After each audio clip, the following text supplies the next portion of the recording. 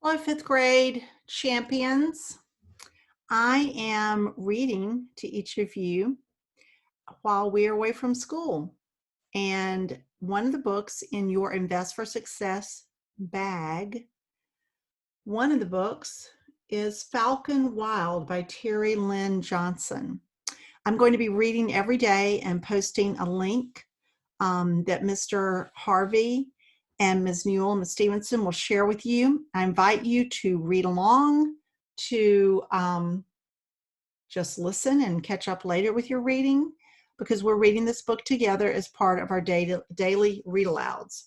So, hope you enjoy Falcon Wild by Lynn Johnson. Chapter 1. Stark senses my fear and pulls at the jesses around her feet. I stroke her breast feathers to calm us both. Trainers should never show nerves to a bird of prey. I try to slow my breathing as I listen to Dad introduce lure training, my part of the demo. It's my specialty. His falcon, Gremlin, isn't even hooked and sits patiently on his fist, making me regret my insistence on showing Stark. She's not as seasoned as Gremlin. This is her first school demonstration with me. Surveying the crowd, I can't remember why I thought this would be a good idea. My favorite lure is hidden in my satchel. It's a weighted, stuffed bit of leather in the shape of a duck at the end of a long string. I've already attached a tidbit of meat with the ties in the center. The lure is ready and Stark is ready. But for the first time since I started helping with demos, I'm not sure I'm ready. Is it heavy? Asked a girl on the bench behind where I'm standing. She's probably my age since we're doing this demo for an 8th grade biology class. Her straight blonde hair falls in a glossy sheet over her shoulders, nothing like my frizzy auburn hair. She points to Stark, and the two girls sitting next to her giggle. I realize I'm still staring at her and rush to answer. Falcons are the largest falcons in North America, and females are bigger than males, so she can get heavy, almost the same weight as a bowling ball, I say. I mean, the small kinds of balls, the kind you bowl with when they have all the neon lights going, like it's a party. It actually was my party when we went on my birthday. From the look on her face, I know I need to stop rambling, but I hear myself reaching to keep her attention. My neighbor Michelle came bowling with us. She lives a few houses down. We've been friends for ages, even though she's 3 years older than me. She goes to school. Stop talking. Stop it. Maybe you know her, Michelle Miller? Before the girl can answer, I feel a shift in the audience as all eyes turn to me. My attention snaps back to Dad. My daughter, Karma, is one of the best bird handlers in Montana. She'll show you how fast falcons can fly by swinging a lure for Stark to chase, he says. Stark is a gyrfalcon, the same family as Gremlin. My peregrine here. Are you ready to meet her? I give the girl an apologetic smile, then stand taller and walk to the center of the pit. One of the teachers starts a round of polite clapping. The October sky hangs blue and clear. A brisk northerly picks up speed coming off the mountain range to the west and sweeps across the sagebrush. A perfect day for a flight. I turn on my headset microphone and launch quickly into my speech. Here at the Education Center, we have hawks, falcons, eagles, and owls. We call them all raptors, which is a term for birds of prey. Falcons, like Stark here, have long, thin toes. I point to her gorgeous yellow feet. Their beaks are short with a notch that acts like a tooth. It fits between the neck vertebra of their prey.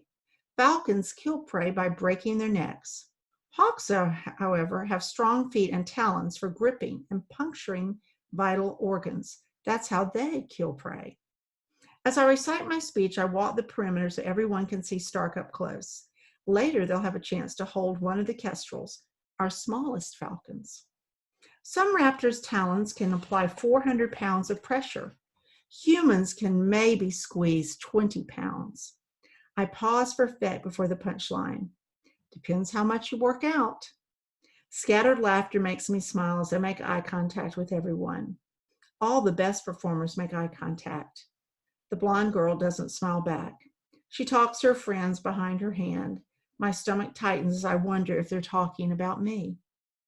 I keep my left arm angled to comfortably hold the 3-pound falcon and not tire myself. Normally, all my attention is on the bird on my fist, but I can't help sneaking glances at the 3 girls. Are they impressed with Stark's white plumage? Maybe they wish they owned a falcon. I should have said more about falcons instead of bowling. Why do I always do that? If I'd been more interesting, maybe they would have wanted to visit, which could have led to a friendship, and then to sleepovers with pizza and sharing secrets. All the regular things I imagine friends do. Stark holds her beak partially open as she shuffles on my gloved hand, and I automatically pinch the Jessies between my fingers to keep her from flying off. Falconers like to stick with tradition and use old-fashioned words for things I say. For example, we call this glove I'm wearing to protect me from the talons a gauntlet. I point to the other pieces of equipment. The leather bracelets on Stark's legs are called anklets, and the thinner leather straps that hang down from the anklets are Jessies. The legs are the strongest part of the bird. I reach for Stark's hood, but my attention strays to the girls. The moment the hood is off, Stark's sharp beak sinks into my bare arm just above the glove. I yelp in pain and surprise. Fighting the same panic that surely courses through Stark's own body, I force myself to calmly gather the Jessies between my fingers and go still. The worst thing to do is what I want to do, scream and shake my arm. I am calm. I am not afraid. I am safety. Guilt sticks in my throat as she baits, trying to fly away from me. The Jessies prevent her from leaving my fist. She hangs upside down, flapping. I wait until she pauses, and then I swing her upright, my jaw clenched. I should have noticed she was unsure of the crowd. I should have paid attention. The blood is thick and red as it trickles into my gauntlet and down my wrist. Her wings deliver blows across my face. To avoid them, I straighten my arm and accidentally loosen my fingers, releasing her Jessies, something I haven't done since I was 7. Stark rises into the sky with her Jessie still attached. If she flies to a tree and they tangle in the branches, I will never forgive myself. I'm supposed to keep her safe, but I've let her down.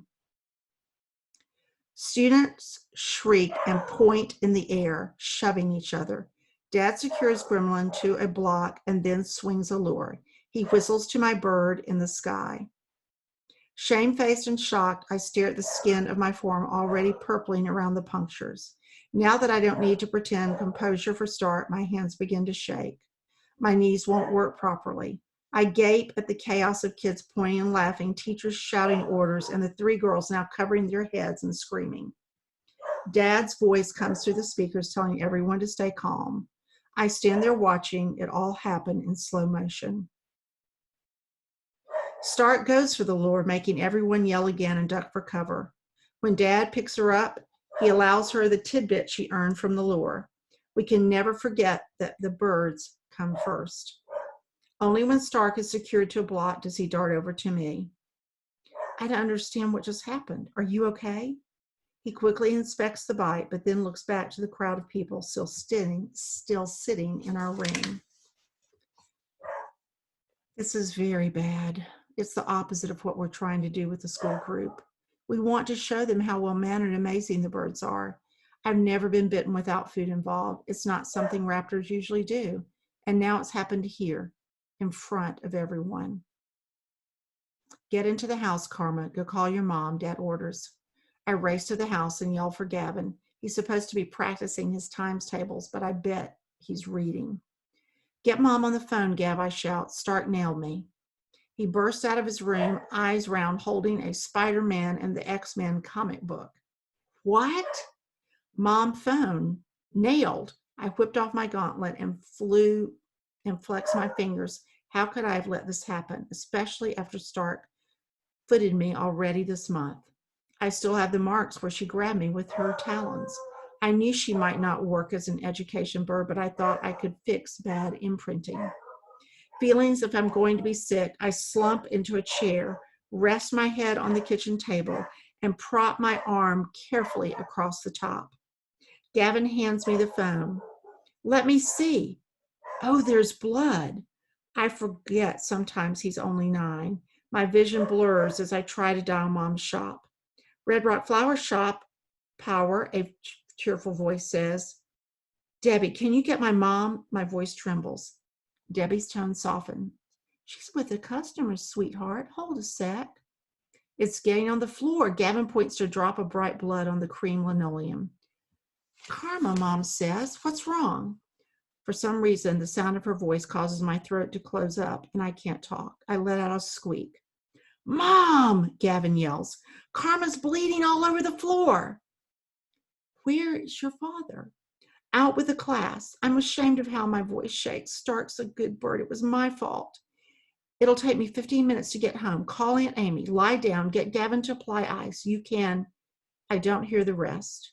The phone slips from my fingers, and I slump to the floor. That is the end of chapter 1. Thanks for your patience with the dog barking in the background. That was Wally. Maybe you can meet Wally when we finish this book. We'll meet Wally. Okay? So enjoy your reading. Find this book, and we'll read the second chapter tomorrow. Have a good evening.